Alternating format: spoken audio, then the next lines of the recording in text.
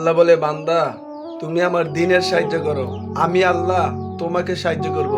আপনারা দেখেন, তারা আল্লাহ আল্লাহ রসুলের কথা বললা মাকেও ছাড়া নাই, ওই কবরটারও ছাড়া নাই, আল্লাহর ঘর মসজিদে দেয়া ওই কোরআনটারও ছাড়া নাই।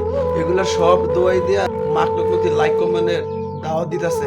আপনাদের কাছে একটা প্রশ্ন, আমার মুসলিম ভাই, তারা কি এগুলার দোয়াই দিয়া কি আল্লাহর দ্বীনের সাহায্য করতেছে, না নিজের পেট ভরতেছে, নিজের আইডি বড় করতেছে, নিজের ফলোয়ার বড় করতেছে? এগুলা করার দ্বারা তো আল্লাহ সন্তুষ্ট তারা পাইবে না। তার রাস্তায় আমার মুসলিম ভাই, আপনারা তাদের দেখেন, তারা আল্লাহ মুখী দাওয়াত দিতেছে না মাখলুক মুখী দাওয়াত দিতেছে। আপনারা আল্লাহর রাস্তায় ভিডিওগুলো দেখা যান ভাই। আমি আপনাকে অভিশাপ দিলাম যে এই কোরআনটি দেখে কেউ একটা শেয়ার না করে উপরে ধাক্কা মারবে, সে আল্লাহর কাছে ধরা পড়বে। এই কোরআনকে হাতে নিয়ে বলছি, আমার এই ভিডিওতে যে 3বার কপি লিংক করবে আর একটি কমেন্ট করবে, তার ভিডিওতে লাইক শেয়ার কমেন্ট সবকিছু করবা।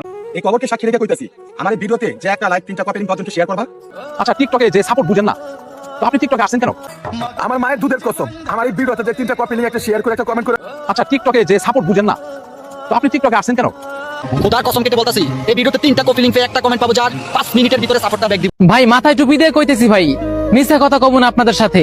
এই কবর সাক্ষী আছে ভাই, আমার এই ভিডিওতে যে একটা